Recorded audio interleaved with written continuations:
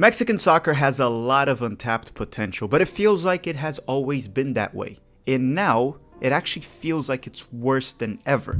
A mess of a federation, corruption, politics, soccer oligarchs, all these factors and much more continue to hold soccer in Mexico hostage. And as much as I like to joke about how El Tri is finished, by the end of this video, you might actually believe that they are. Hi, if you're new here, I'm Filippo, and welcome to Tactical Manager TV, and welcome to today's episode, where we're going to talk about how Mexican soccer is broken, and I don't know if it'll ever be fixed.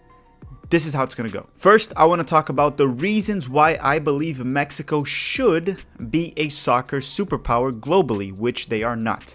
Then, I will go through the reasons why they are not a superpower globally. Now, I will mention the main ones, but if I were to go through every single reason, I would probably have to make this a series with multiple seasons.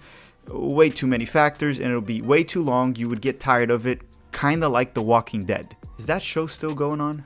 Now listen, I'm not even Mexican, but I have plenty of Mexican friends, and I've seen all these failures the past few years from the Mexican Federation national team, so I decided to do some research and dig into this mess.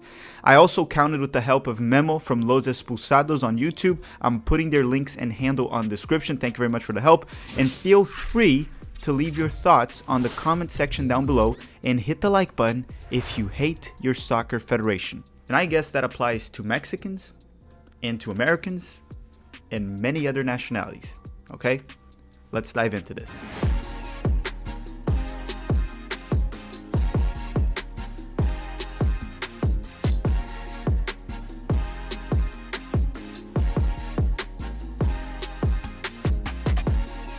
Mexico has never reached the World Cup semifinals in their history, and from 1994 to 2018, they consistently got knocked out in the round of 16, which became known as the Maldición del Quinto Partido, or the curse of the fifth match. Essentially, they would always get knocked out on the fourth match, so the Maldición del Quinto Partido is that they could never reach the fifth match of the World Cup, which is essentially in modern soccer or modern World Cup format, the quarterfinals. And in 2022, Mexico decided to break that curse.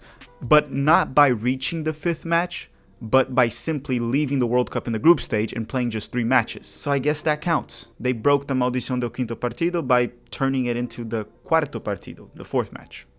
I guess that's a win. The curse is gone. So obviously those are not terrible results, but Mexico to me strikes as a nation that could have won a World Cup by now in their history, or at least reached the level of a Netherlands, for example, with multiple deep runs.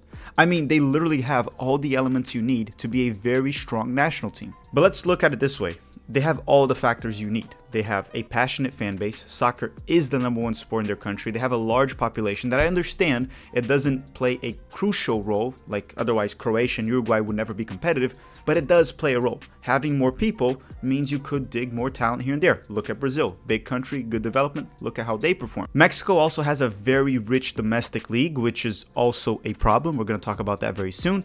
And they have plenty of young talent. They are highly accomplished in the youth tournaments. They have made deep runs in the U20 World Cup. They have even won 2 U17 World Cups, so they do have talent. So why the heck does Mexico suck at World Cups? What is holding Mexican soccer back? So why don't we dive into that, which is the most interesting part of this video anyway.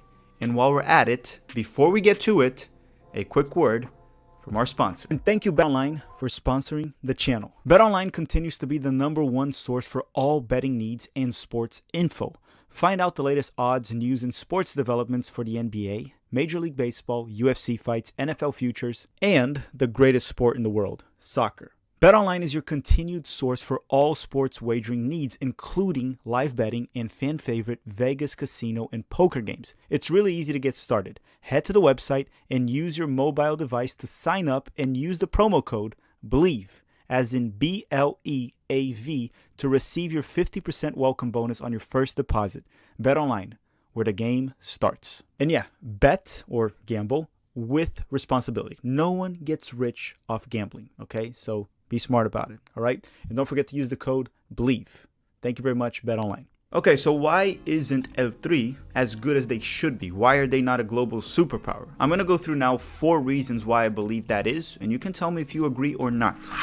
The first one of them being lack of competition in CONCACAF. Now, look, many claim that this is one of the many reasons, and to a certain extent, most people are right. But let's not kid ourselves here, because truly, this ain't big enough of a problem.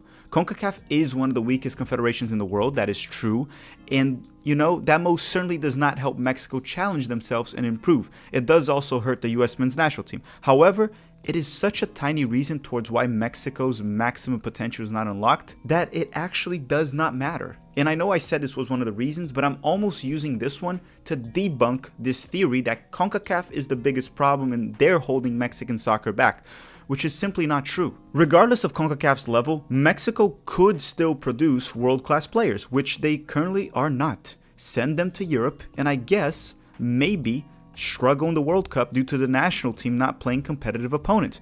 But you would still make deep runs occasionally, and you would still see the world-class players there. Essentially what I'm saying here is if CONCACAF was stronger, it is more likely that Mexico would miss World Cups instead of having a stronger national team, because Mexican soccer has deeper issues to be addressed before they can complain about the lack of competition in CONCACAF. I mean, if that was the actual problem, then I guess it's fixed with the CONMEBOL-CONCACAF partnership that's starting next year, actually starting pretty much this year in 2023. But again, I don't think it'll magically make L3 a global powerhouse. I actually think it might continue to be roughly the same, with Mexico having a better generation here and there. That'll happen. The reasons Mexican soccer is broken are far worse. The rabbit hole is far deeper. So let's talk about the one that we didn't want to talk about in this video, but we're going to have to address, which is corruption. Or alleged corruption.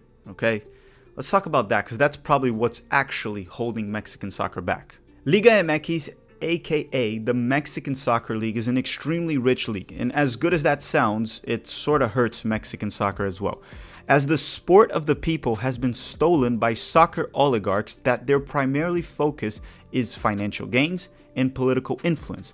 I mean, the Liga MX president himself is literally a career politician. Sure, I understand that the sport is a business. Soccer is a business and it needs to make money. But then I want to ask you, at what cost? Is it okay to exploit the passion of the population for the sport for financial and political gains? Where do we draw the line here? Well, I think when it reaches levels of corruption, you have crossed that line. So why don't we start by talking about the Go Cartel? Let me explain what it is. So investigations are still going on and a lot will come out, but let's oversimplify it on this video just so you can kind of understand what's going on. It was essentially a network of sporting directors, professional coaches, and agents that allegedly would profit from buying and selling foreign players with overinflated prices. Let me give you an example to explain. This group gets a foreign player for $1 million. Then they count with the help of a coach or sporting director of a Liga MX